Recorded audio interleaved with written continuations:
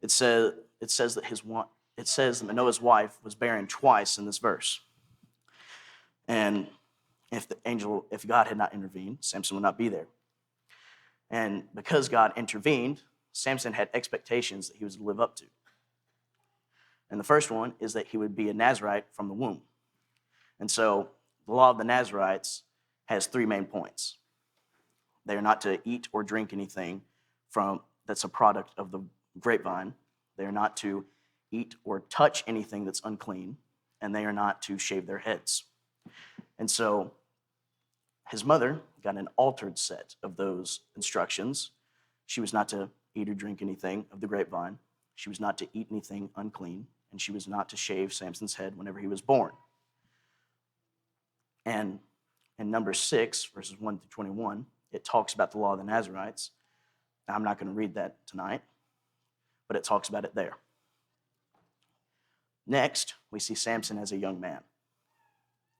We see that in Judges 14, 1 through 9. We see him as a young man looking for a wife. And so I'll read Judges 14, 1 through 9. Now Samson went down to Timnah and saw a woman in Timnah of the daughters of the Philistines. So he went up and told his father and mother, saying, I have seen a woman in Timnah of the daughters of the Philistines. Now therefore, get her for me as a wife. Then his father and mother said to him, Is there no woman among the daughters of your brethren, or among all my people, that you must go and get a wife from the uncircumcised Philistines? But his father and mother did not know that it was... and Samson said to his father, Get her for me, for she pleases me well. But his father and mother did not know that it was of the Lord, that he was seeking an occasion to move against the Philistines. For at that time the Philistines had dominion over Israel. So Samson went down to Timnah with his father and mother and came to the vineyards of Timnah. Now to his surprise, a young lion came roaring against him, and the Spirit of the Lord came mightily upon him, and he tore the lion apart as one would have torn apart a young goat, though he had nothing in his hand. But he did not tell his father or his mother what he had done. Then he went down and talked with the woman, and she pleased Samson well. After some time, when he returned to get her, he turned aside to see the carcass of the lion. And behold, a swarm of bees and honey were in the carcass of the lion. He took some of it in his hands and went along eating. When he came to his father and mother, he gave some to them, and they also ate. But he did not tell them that he had taken the honey out of the carcass of the lion. Here we can see that Samson chooses a Philistine woman to go and marry. This was against the law of the Lord. But in this case, God uses this choice to further his plan to deliver the Israelites from the Philistines. We see this in verse 4. It says, but his father and mother did not know that it was of the Lord. He was seeking an occasion to move against the Philistines. And so we see that that is used by God. And later, in chapter 15, we'll see that plan carried out. And so we also see later, whenever he meets the young lion, and instead of running away from it like most of us would do, he goes up to it and he splits it apart like a young goat. And it says here that the Spirit of the Lord came mightily upon him, and he tore the lion apart as a young goat. And so here we can see that Samson's power is also God-given, just as his life. So he owes both his power and his life to God, because it says the Spirit of the Lord comes upon him. Now after that, he goes back down to meet the woman, and he returns after the honey, and this is when he has a feast for his marriage. And so at this feast, he poses a question, or he poses a riddle and a bet. And the bet was that if they could guess the riddle, they would get 30 changes of clothes and 30 sheets of linen from Samson. And if they could not get it by the end of the feast, Samson would get the same from them. And so he poses the riddle. Out of the eater came something to eat, and out of the strong came something sweet. And so this riddle is like telling somebody to guess what's in your pocket and saying that it's a riddle. It's basically impossible to solve. And so the Philistines rack their brains to try to figure out what the riddle means and what's the answer to it. And they can't get it for the longest time. And then they decide to go to his wife. And so they go to his wife and threaten her and say that they're going to burn her house down if she does not go to Samson, entice him, and get him to tell her the answer to the riddle and tell them. And so she goes to Samson. She bugs him for 7 whole days. And Samson finally gets fed up with it and tells her the answer to the riddle. And then she goes and she tells the Philistines. And then I can only imagine that as the Philistines walk in, they're real smug because they know the answer. And Samson's also smug because he doesn't think that they will know the answer. And so they walk in, they tell him the answer. And then verse 19 and 20 happens, which I'll read now. Then the Spirit of the Lord came upon him mightily, and he went down to Ashkelon and killed 30 of their men, took their apparel, and gave the changes of clothing to those who had explained the riddle. So his anger was aroused, and he went back up to his father's house, and Samson's wife was given to his companion, who had been his best man. In this verse, we can see that God uses Samson's arrogance to deliver his people. And then, in verse 20, we see that Samson's wife was given off to his best man. Now, in 15, in the beginning of that, Samson finds this out. And he finds out that they gave his wife to his best man because they didn't think he liked her very much. And so, instead of talking it over like a normal person would, he goes out and captures 300 foxes, takes them, ties their tails together around torches, releases them inside the grain fields of the Philistines, and then burns down all the grain fields of the Philistines. Now, they aren't very happy about this, and so they want to arrest him. And so they get the Israelites to go and capture him and bring him to them. And that is where Judges 15, verse 13 through 20 is. And I'll read that now. So they spoke to him, saying, "No, but we will tie you securely and deliver you into their hand, but we will surely not kill you." And they bound him with 2 new ropes and brought him up from the rock. When he came to Lehi, the Philistines came shouting against him. Then the Spirit of the Lord came mightily upon him, and the ropes that were on his arms became like flax that is burned with fire, and his bonds broke loose from his hands. He found a fresh jawbone of a donkey, reached out his hand, and took it, and killed 1,000 men with it. Then Samson said, "With the jawbone of a donkey, heaps upon heaps, with the jawbone of a donkey, I have slain 1,000 men." And so it was, when he had finished speaking, that he threw the jawbone from his hand and called that place Ramoth Lehi. Then he became very thirsty. So he cried out to the Lord and said, "You have given this great deliverance by the hand of your servant, and now shall I die of thirst and fall into the hand of the uncircumcised?"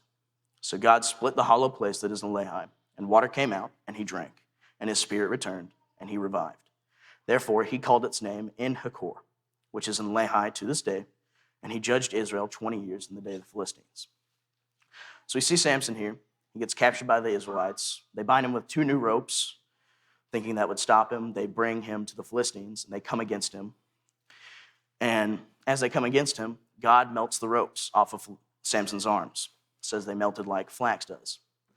And so he melts the ropes. Samson breaks out of them because they're melted, and then grabs the jawbone of a donkey and slays 1,000 men. And God allows him to do that. That's not an ordinary feat one man can do within any reasonable amount of time. And so God helps him do that. And then, after that, he's been in a cave hiding, and he just had to kill 1,000 men. So he's very thirsty. And so he prays to God, and he says, "God, you just did this through me. It'd be great if you could give me a drink." And so God splits the rock that is near him, and he drinks.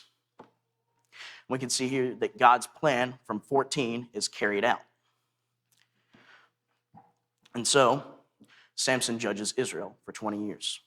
Now, it skips ahead 20 years, and we come back to Samson, a broken down Samson, Samson who has lost his sight of God and now uses his power to do whatever he wants. In the beginning of 16, it says that he goes into a harlot. And then, after that, the Philistines encamp around him, and he uses his power to get out of that situation, which he honestly should have never been in. And then he meets Delilah, and he loves her. And since he loves her, the Philistine elite come to her and say that they will give her 1,100 pieces of silver each to tell them what makes Samson strong. And so we get to chapter 16, verses 6 through 22. And I'll read this now. So Delilah said to Samson, "Please tell me where your great strength lies, and with what you may be bound to afflict you." And Samson said to her, "If they bind me with 7 fresh bowstrings, not yet dried," and she bound, "If they bind me with 7 fresh bowstrings, not yet dried, then I shall become weak and be like any other man." So the lords of the Philistines brought up to her 7 fresh bowstrings, not yet dried, and she bound him with them. Now men were lying in wait, staying with her in the room. And she said to him, "Philistines are upon you, Samson." But he broke the bowstrings as a strand of yard breaks when it touches fire. So the secret of his strength was not known. Then Delilah said to Samson, "Look, you have mocked me and told me lies. Now please tell me what you may be bound with." So he said to her, "If they bind me securely with new ropes that have never been used, then I shall become weak and be like any other man." Therefore Delilah took new ropes and bound him with them, and said to him, "The Philistines are upon you, Samson." And men were lying in wait, staying in the room. But he broke them off his arms like a thread. Delilah said to Samson, "Until now you have mocked me and told me lies. Tell me what you may be bound with." And he said to her, "If you weave the 7 locks of my head into the web of a loom." So she wove it tightly with the batten of the loom, and said to him, "The Philistines are upon you, Samson." But he awoke from his sleep and pulled out the batten and the web from the loom. Then she said to him, "How can you say, 'I love you,' when your heart is not with me? You have mocked me these 3 times, and have not told me where your great strength lies." And it came to pass, when she pestered him daily with her words, and pressed him, so that his soul was vexed to death, that he told her all his heart, and said to her, "No razor has ever come upon my head, for I have been a Nazarite to God from my mother's womb. If I am shaven, then my strength will leave me, and I shall become weak and be like any other man." When Delilah saw that he had told her all his heart, she sent and called for the lords of the Philistines, saying, "Come up once more, for he has told me all his heart." So the lords of the Philistines came up to her and brought the money in their hand. Then she lulled him to sleep on her knees, and called for a man, and had him shave off the 7 locks of his head. Then she began to torment him, and his strength left him. And she said, "The Philistines are upon you, Samson." So he woke from his sleep and said, "I will go out as before, at other times, and shake myself free." But he did not know that the Lord had departed from him. Then the Philistines took him and put out his eyes and brought him down to Gaza.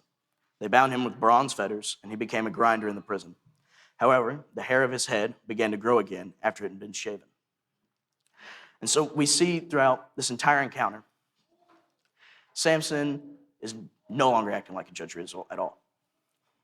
And Delilah asks him for a source of strength 4 times. Each time he gives her a fake answer. First time it was 7 fresh bowstrings. That didn't work. Second time it was new ropes. That already didn't work whenever the Israelites did that. And it didn't work this time. And the last time he says that the third time, he says that she should put his hair in the web of a loom. And that didn't work either. And finally, after he had been pestered to death, like with the first Philistine woman, he finally tells her what his actual source of strength was. Now, he doesn't say that his strength comes from God, like it probably should have gone. Instead, he says, "My strength comes from my hair. It has not been shaven my entire life. If you shave it, I'll become like any other man." And so you can see through that he trusted in his strength more than he trusted in God that gave him that strength. And you can see how Samson had grown complacent in that strength and grown complacent in his power whenever he says, "I will go out as before at other times and shake myself free." He doesn't believe that it's left him. And he grew complacent and forgot God. And then after this, we can see in 21 and 22 that his eyes were plucked out, and the Philistines captured him and took him to their prison. And he remained as a grinder there. And so we see next that Samson is brought to a party to celebrate the capture of Samson, to entertain them. And so he has this little boy that's leading him around because he's blind, and he goes around and entertains, and they mock him, and then he gets tired, and so he tells the little boy, "I need you to lead me to the 2 pillars that hold up the temple so I can rest against them." And so he goes and wrestles against them. And then he prays to God. And this is in 28. Then Samson called to the Lord, saying, O Lord God, remember me, I pray, strengthen me, I pray, just this once, O God, that I may with one blow take vengeance on the Philistines for my 2 eyes. And Samson took hold of the 2 middle pillars which supported the temple, and he braced himself against them, one on his right, the other on his left. Then Samson said, Let me die with the Philistines. And he pushed with all his might, and the temple fell on the lords and all the people who were in it. So the dead that he killed at his death were more than he had killed in his life. We see Samson pray here, and looking at the scriptures, we can't see that it says that he had prayed for 20 years since he prayed for the water in Hakor. And so this is like, according to what we can see, the first prayer he's prayed since then. And the prayer is self-centered. He prays for vengeance against his own 2 eyes. But in the prayer, he is finally able to realize that God is what gives him strength. He doesn't ask for his hair to grow back so that he can have strength. He asks for God to remember him and strengthen him so that he can complete this. And then, at the end of what I read, it says, So the dead that he killed at his death were more than what he had killed in his life. And that shows that whenever he asked for God's help, he was able to do more than he ever did on his own in his own life. And so, in conclusion, I'm going to go over 3 points. So the first point is that Samson owes his life and power to God. We can see this in 13 and the beginning of 14. Samson would not have existed without God intervening. His mother was barren. She had had no children. She probably wouldn't have had any children after that. So he owed his life to God. And then after that, we find that he owes his power to God as well. It's not like he worked to get that power. He didn't lift weights every day to get that power. It was the Spirit of the Lord came upon him and granted him that power. And so he owed both his life and his power to God. Now, we might not be as strong as Samson. We might not have that same strength, but we owe our lives to God, and we owe our abilities to God as well. And we can see that in 1 Timothy 4, verse 8 through 11. And I'm going to turn there.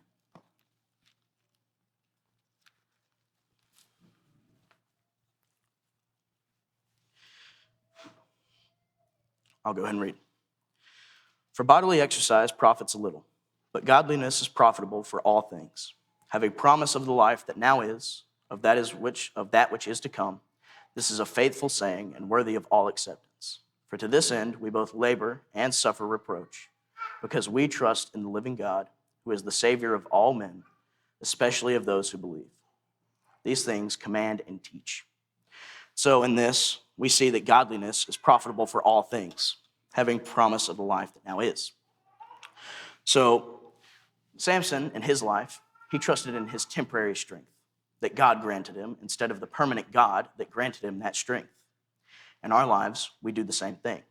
We can trust in our temporary possessions, our temporary strength, our temporary knowledge, that kind of thing, and forget the God that granted us those abilities. And we should trust in the living God who gave them to us. Next, we see that God used Samson to carry out his plan. We see this in 14 and 15. God plans this out in 14 with Samson's choice of the Philistine woman. And then in 15, he carries it out by allowing Samson to kill those 1,000 men and breaking the ropes.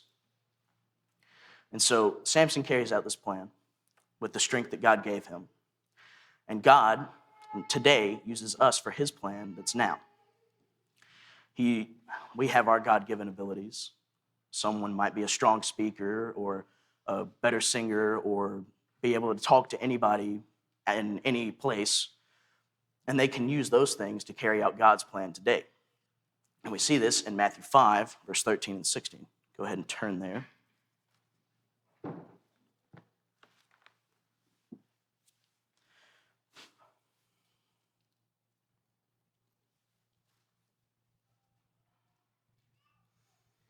I'll go and read. You are the salt of the earth, but if the salt loses its flavor, how shall it be seasoned? It is then good for nothing but to be thrown out and trampled underfoot by men. You are the light of the world. A city that is set on a hill cannot be hidden. Nor do they light a lamp and put it under a basket, but on a lampstand, and it gives light to all who are in the house. Let your light so shine before men that they may see your good works and glorify your Father in heaven. Here we see that we should be the salt of the earth and flavor the earth with God's word. And we should be the city that's set on a hill that cannot be hidden, can be seen for miles around. And we should be the lamp that's put in the middle of the room that lights it up with all of God's plan. And so here, we can use our strengths to complete this. We can use our strengths, and Samson has his strengths.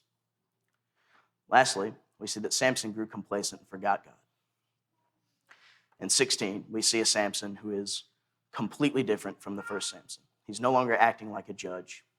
He's forgotten God, and he does what he wants with the power that has been given to him. And instead of doing that, we should live our lives by putting God first. And sometimes we do act like Samson. We get complacent in the things that we have. We get complacent in our possessions and our strength and our wealth and our wisdom.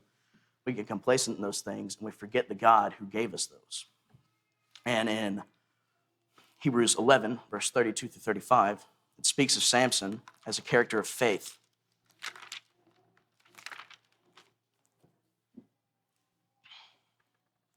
It says, "And what more shall I say?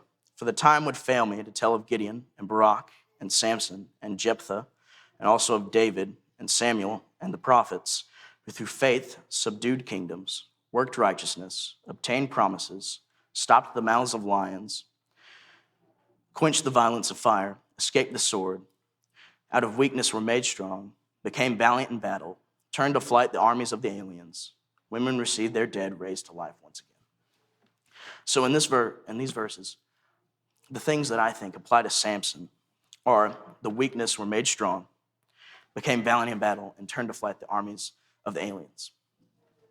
Samson, throughout most of his life, was strong physically and weak mentally. He was weak in his godliness. And at the end of his life, once his physical strength had been taken away, he finally became strong in the God that gave him the strength. We see that at the end of his life when he prays to God and says, "Strengthen me, God." And so we must do that too. Whenever we are weak, we must go to God to strengthen us. Whenever we're weak spiritually, whenever we're weak physically, we can go to God and trust in him to make us strong again. And then in Hebrews 12, verses 1 through 2, it says, "Therefore we also, since we are surrounded by so great a cloud of witnesses, let us lay aside every weight and the sin which so easily ensnares us, and let us run with endurance the race that is set before us. Looking unto Jesus, the author and finisher of our faith, who for the joy that was set before him endured the cross, despising the shame, and has sat down at the right hand of the throne of God." We see here that we have a race to run. Samson had a race to run too. His end goal was to begin the deliverance of the Israelites from the Philistines. Our goal is salvation.